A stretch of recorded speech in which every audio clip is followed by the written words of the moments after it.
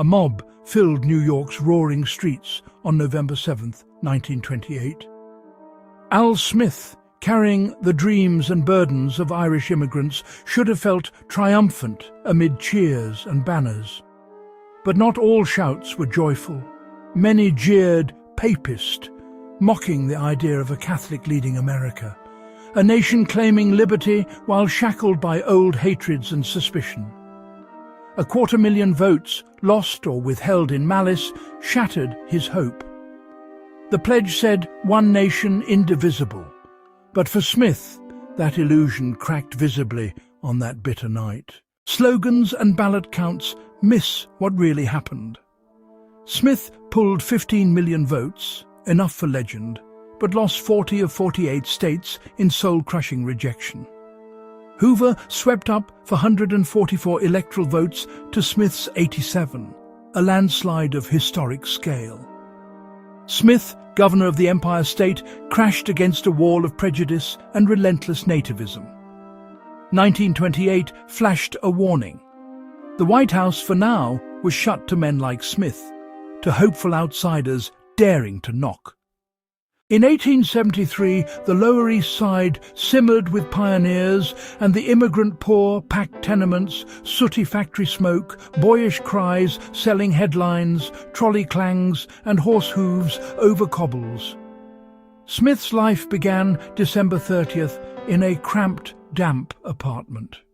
His father Alfred snatched any job, dockhand, repairman, anything to scrape by. His mother Catherine scrubbed floors and stoops, her hands raw, joints swollen from endless toil. At 4, Smith lost his father to Bright's disease.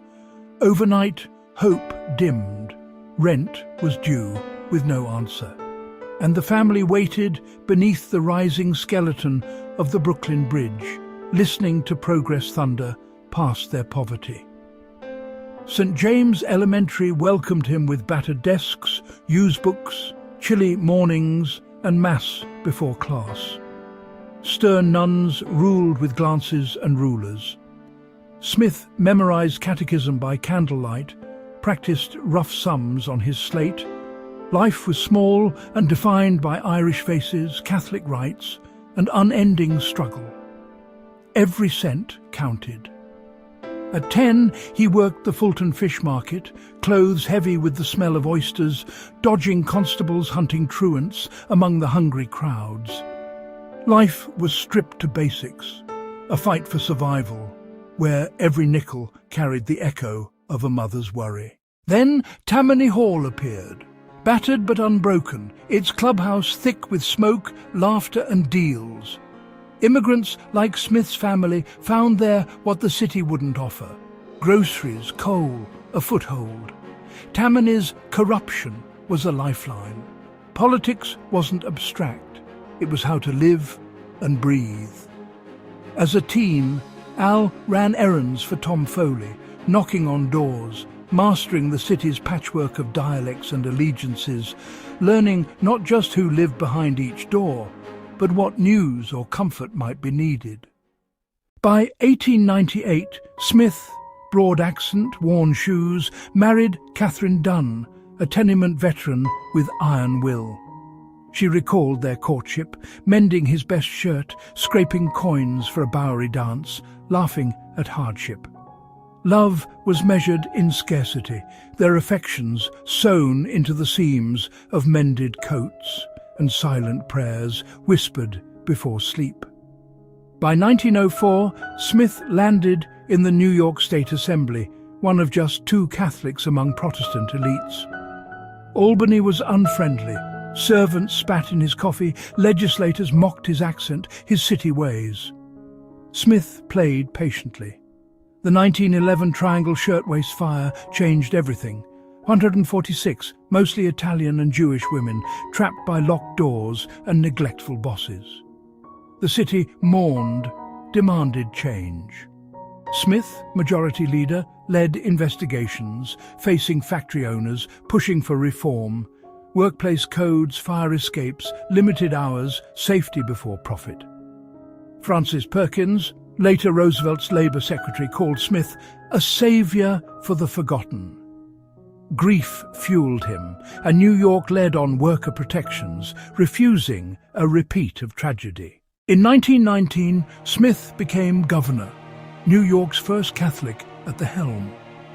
He slashed red tape, tackled corruption, built public hospitals through skepticism.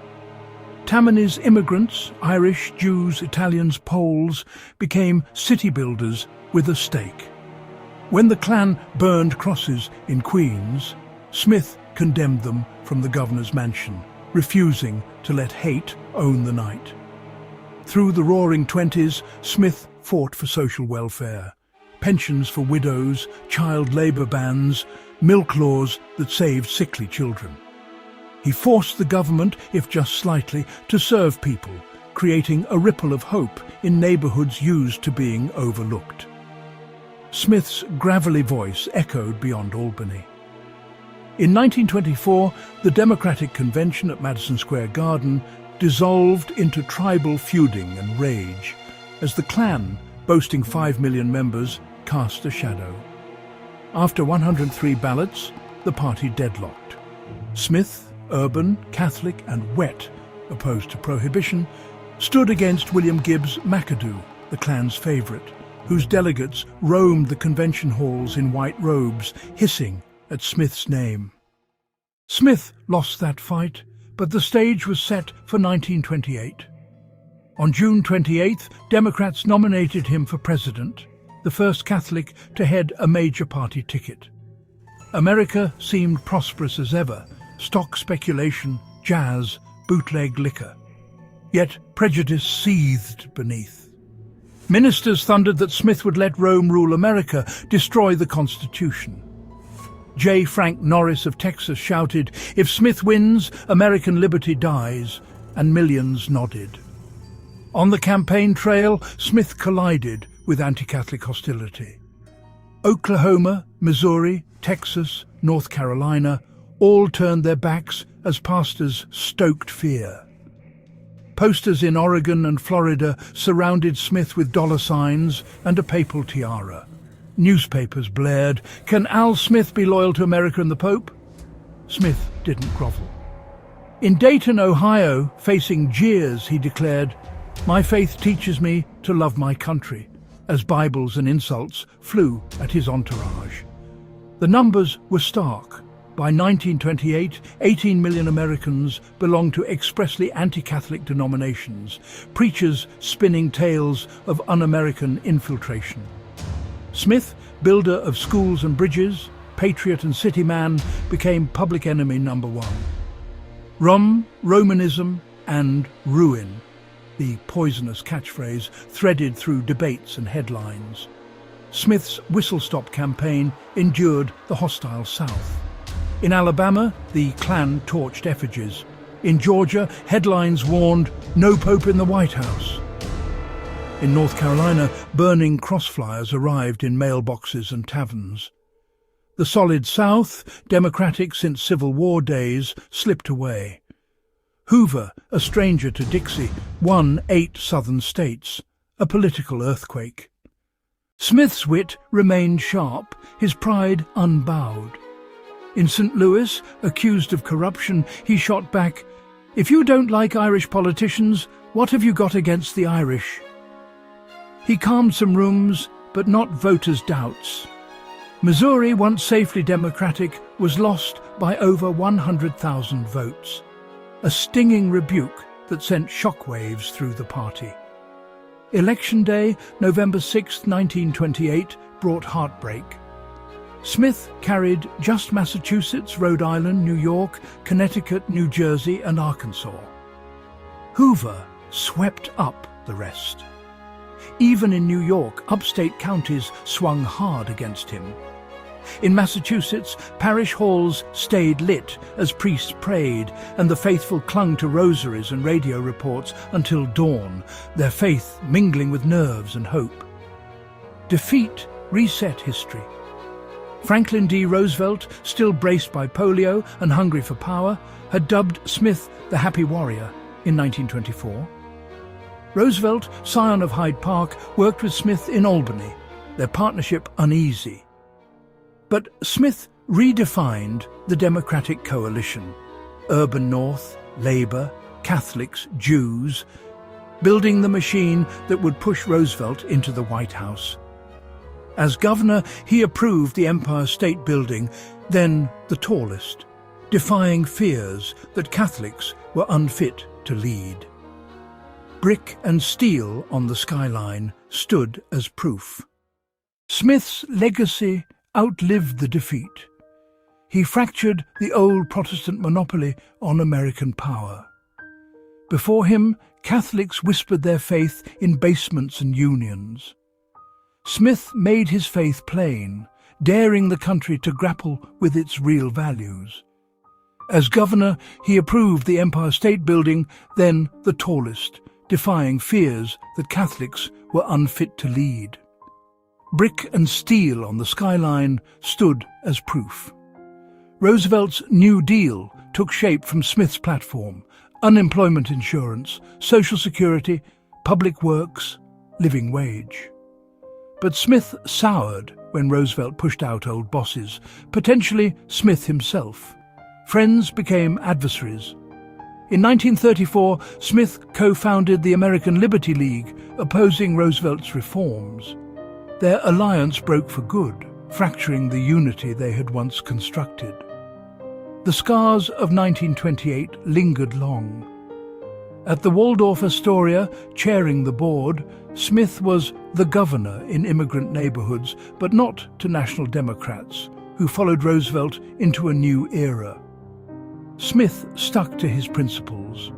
In 1937, he challenged Cardinal Hayes to aid anti-fascist refugees, saying loyalty belonged to country and conscience, not merely Rome. The dropout, who left school at 14, collected 15 honorary doctorates by 1936. The Ivies applauded, but on Oliver Street, his mother's rosary hung on the wall, a talisman of faith and hardship, every bead a story, every prayer a girder beneath his resolve. Smith died in 1944 at 70. The funeral procession crawled through rain-swept streets. 15,000 filled St. Patrick's. Workers, police, politicians all bowed in mourning. The mayor, governor and Roosevelt offered tribute.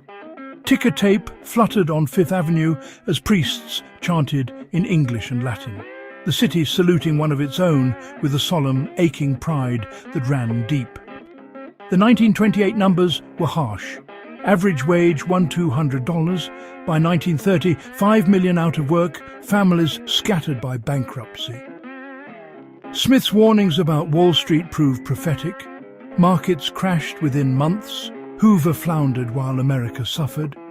Smith's worker protections arrived late for so many desperate families. Brick and steel kept the memory. Triborough Bridge named for Smith, as was the State Office building in Albany and Smith houses in the Bronx, monuments of home and hope. Yet the deeper memorial was a crack in America's shell, letting in sunlight, exposing a hatred long denied. These were more than buildings. They were the embodiment of a people's aspiration to belong. Smith was not a saint. He took Tammany's help, backed cronies, helped friends and allies. But he held to essentials, never betray the poor or forget his roots. Because Smith challenged the old order, Roosevelt's presidency emerged. America had to confront the question of who belonged and who could rise. Numbers tell only part of the story. Faces reveal more. In Chicago, Boston, Philadelphia, new mayors, Irish, then Italian and Polish, rode Smith's momentum. Even the South, battered by time, would see Catholics and black leaders claim space. John Kennedy invoked Smith in 1960. His Houston speech, "I do not speak for my church on public matters," directly echoed Smith's courage. Many never forgave or forgot. Smith's supporters carried scars, burning crosses, fake telegrams from the Pope, threats against parishes and schools. In Oklahoma, some parishioners were attacked en route to vote. In Alabama, 4 Smith supporters were lynched, paying dearly for breaking an unwritten law. Others, ostracized from jobs or neighborhoods, internalized wounds that would ache for decades to come. Yet Smith's vision outlasted defeat. In 1933, as breadlines snaked through the Bowery, where Smith had sold newspapers, Roosevelt launched the Civilian Conservation Corps, guided by Smith's social vision. Labor unions named Smith a guiding star, honoring his efforts. Smith never became president, but created a movement impervious to bosses or prejudice, a wellspring others would draw from when hope ran thin. Smith was a paradox. City-born, uneasy beyond its borders, vulnerable far from Manhattan's lights. At banquets, he sparkled. In backwater towns, his confidence wavered. His style was pure Manhattan. Energy mixed with Irish melancholy, laughter entwined with lament. At Tammany suppers, he sang Sidewalks of New York, though he never drank, not wanting to fuel rumours. He scorned cheats, valued authenticity. In September 1928, Oklahoma City, Smith faced 15,000 wary Protestants. A preacher mocked his rosary and faith. Smith took the microphone, jaw set. In my home, we work, we pray, we hustle. Maybe you'd like to tell my mother what's wrong with that?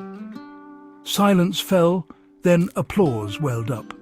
He lost Oklahoma, but won a measure of respect. Smith's wife, Catherine, anchored the family through storms. She shielded their 5 children, praying the rosary in lonely campaign hotels. Later, she'd say, defeat wasn't the worst. Hate was. There are angers no vote washes away. For decades, Democrats dodged the Catholic question, too fearful to confront it. Smith shattered that. A Catholic could be fully American, urban yet loyal, faithful and free. Kennedy's 1960 breakthrough rested on Smith's achievements. Smith never lived to see it, dying as the city remained wary, if a little more awake to its own promise. A tangible legacy. In June 1927, Smith signed the State Authority Act, launching bridges, highways, tunnels. Roosevelt learned public spending's power from Smith. The New Deal bore Smith's stamp, his insight into what people needed. Nuns who had tutored Smith wept when he opened schools for all creeds, the once poor student delivering opportunity to children bearing burdens he himself had known. Smith didn't draw lines. Italians in garment factories, Jews in Brooklyn, Irish in the Bronx. He saw Americans hungry for dignity. When whites in Queens harassed a black family, Smith dispatched an escort and a warning. America belonged to its builders, not its bigots. He implemented rent controls and winter heating mandates. For all his flaws, he embodied the city's loftiest ideals. Smith's 1928 run stands as both warning and inspiration, a testament to bigotry and to courage pushing forward. The accusations rang out: un-American, too foreign, enemy within. Smith did not bow, did not waver. He did not become president, but broke the religious barrier so others could go further. The national test began to melt, slowly, unevenly, but surely.